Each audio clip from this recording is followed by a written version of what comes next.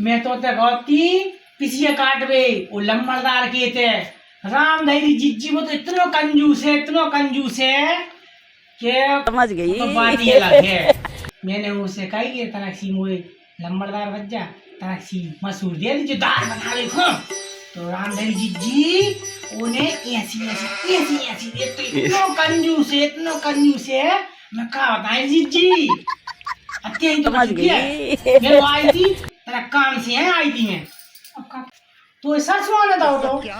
अरे मैं अगली साल गई थी वही किए थे किसी काटवे और सुनो मसूर तो पटाई मैंने कही थी कि लंबरदार भज्जा तनाक्षी मुँह अमीने दे दे अचार डाल दे हाँ सो क्या तू अचार अचाने बाजार से खरीद लिया फिर मैं जूस मतलब कंजूस के रही नीचे के जमाने में ले लीजिए मणिपुर ले लीजिए वो बड़ा लीजिए कारी जीजी जब वो इतना कंजूस है तो की घर वाली की तो कंजूसी नहीं करा सकते घरे कौन से लोग दे दे